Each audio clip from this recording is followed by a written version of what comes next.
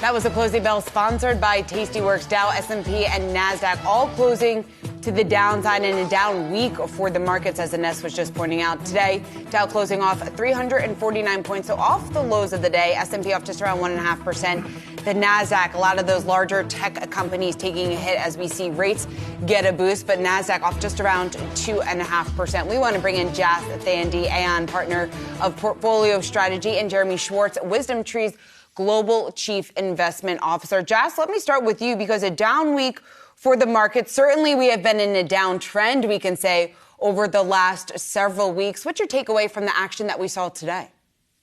Yeah, thanks for having me. And I think one of the key things is that you see markets really gravitating between growth scare and like the inflation hawkish scare. And for me, this week has been characterized by markets really tending towards that inflation continuing to remain high. But also what the Fed has to do to take to really combat it. So it's and we learned some of that from the jobs report. So the jobs report wasn't that comforting this morning, which I think triggered some of the down market moves, and that was really driven by jobs growth remained strong. We saw a very good report, but with some hints of some softening in there. And what this means for the Fed is, and which is what's driving markets, is really that the Fed has to stay the course, and there's no room for kind of a dovish overturn for the Fed. So it means that markets are continuing to adjust to this higher rate hiking path. And that's what we're seeing play out with the sectors and tech stocks selling off and the market being dragged lower over the week. And Jeremy, let's get your reaction to the big story of the day. That would be the morning's headline numbers here. What are your thoughts on this? Yeah, I agree a lot with what Jas just said. The big story on the year has been this inflation and the market coming to realities and grips. The market was very unprepared for what the Fed had to do.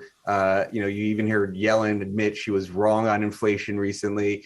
And now the Fed is getting appropriately tight. And so we had thought there would be a correction in the big speculative growth stocks whose multiples had to contract with discount rates going up, valuations coming down. But we think a lot of that is now being reflected, more appropriately. People sort of are expecting the Fed to tighten very aggressively. And so we could be, we think that the sell-off that we've seen could be coming towards an end. We're getting more confident the market's appropriately pricing what the Fed will be doing. So then, Jeremy, following up on that, because we got two warnings, at least two, from pretty large CEOs this week. Jamie Dimon basically calling for that we should be bracing for an economic hurricane. Elon Musk saying that he's a little bit worried. I think his exact words was he feels super bad about the economy right now. Are some of those fears then overblown? Well, I mean, you understand their fears, and you've got rising input prices. That's what's driving the inflation. Rising commodity prices has been the key story for part of that. And then supply chains being constrained and all those factoring into that. And the Fed is trying to tighten, make financial conditions tighter. So I understand their concern. I think the valuations on the market have come down a lot. We're still positive on earnings. You could say if there's a risk to an outlook, is really earnings collapse. The economy gets much worse, much faster. But where unemployment is, the underlying trends there. I mean, we do think that you will see more layoffs coming. You haven't really seen any of that.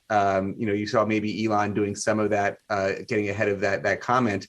But we do think earnings are going to be fairly robust. And with that view, we would say the valuations have compressed enough. But for sure, the risk is the recession takes down earnings much more than we're considering right now. And Jas, there's really only one question on investors' minds. What do I do now? Most people have taken a drubbing this year. Do we brace for capitulation, hedge? Is there any bright spots that you like for opportunities right now? Yeah, that is the question, and we are down a lot. I think, for our clients, which is mainly institutional clients, they're really reducing the reliance between equities and bonds. So typically portfolios have been built with this idea that bonds and stocks move in opposite directions, and that creates ballast. But for us and our clients, and one of our key concerns is that as we look forward and we see a riskier inflation environment, and that's not to say moving into like a 1970s world, just that the path of inflation is much more uncertain. It's really lessening the dependence on that. So for our clients, it's really about moving into markets where you are insulated from that and can benefit. So things like infrastructure, private credit, and now this is for the institutional space. For the retail space, I think it's harder because there are less places to hide, and that's just a fundamental fact.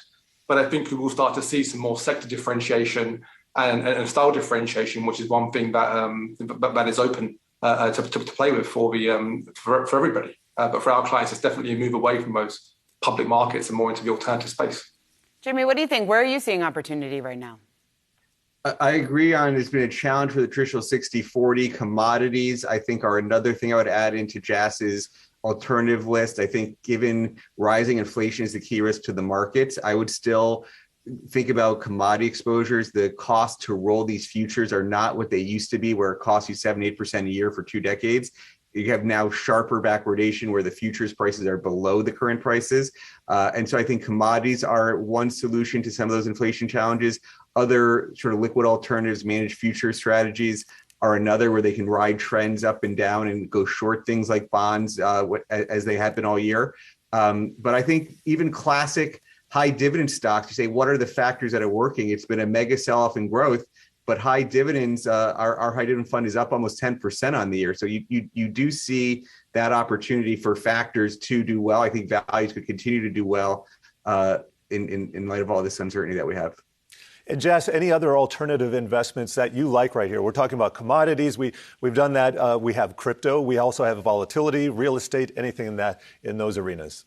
Yeah, I think Jeremy mentioned things. Some macro hedge funds, alternative stocks, playing trends.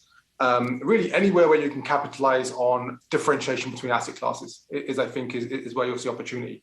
And for the last 10 years, it's been a one-way street, right? There's been no other games in town. I think now we're seeing the opportunity for those strategies to work, and also potentially a move into kind of more active type strategies where people can really add value from picking the winners and losers. Because I think the one thing that we'll see for sure in the environment going forward is that there will be winners and losers, and you want to kind of be able to capitalize on those trends and be able to make some returns from that. All right, we're going to have to leave it there, but really appreciate your insights here. Jas Thandi, Aon Partner of Portfolio Strategy, and Jeremy Schwartz, WisdomTree Global Chief Investment Officer.